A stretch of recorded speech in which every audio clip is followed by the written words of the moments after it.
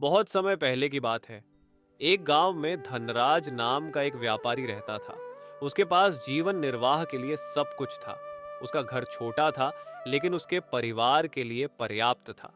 परिवार की आवश्यकताओं को पूरा करने के लिए भोजन और धन की भी कोई कमी नहीं थी। फिर भी व्यापारी हमेशा अधिक धन संपत्ति जमा करने की चिंता में डूबा रहता था। सब कुछ होते हुए भी वह सुखी नहीं था, क्योंकि वह हमेशा यही सोचता रहता था कि उसके पास क्या क्या नहीं है। एक दिन किसी ने उसे बताया कि भगवान नारायण के वरदान से सब कुछ मिल सकता है। धन के लोभ में वह नारायण की तपस्या करने निकल पड़ा। कई वर्षों तक उसने नारायण की तपस्या की। अंततः भगवान नारायण उसकी तपस्या से प्रसन्न होकर प्रकट हुए और उसे वरदान मांगने को कहा।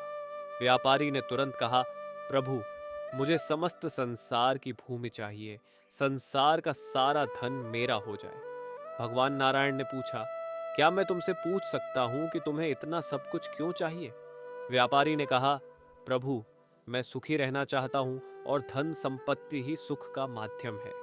भगवान नारायण ने कहा, लेकिन संसार की परिभाषा हर किसी के लिए भिन्न होती है।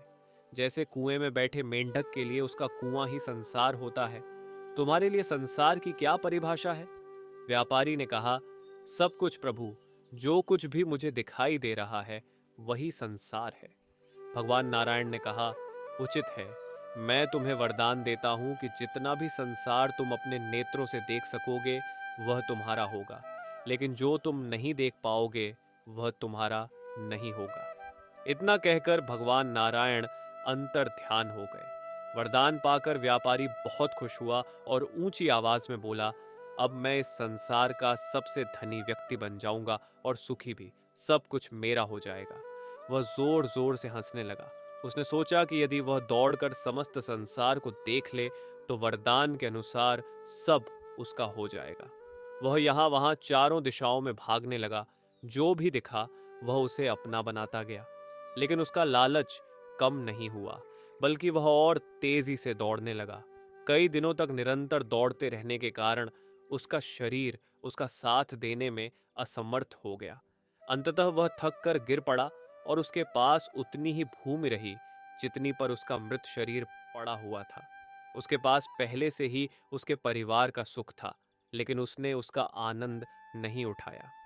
इस कहानी से हमें यह सीख मिलती है कि धन आवश्यक है, क्योंकि यह हमारी मूल आवश्यकताओं को पूरा करता है। किंतु जब कोई व्यक्ति अपनी इच्छाओं को आवश्यकता समझने लगे तो धन कितना भी हो पर्याप्त नहीं होता।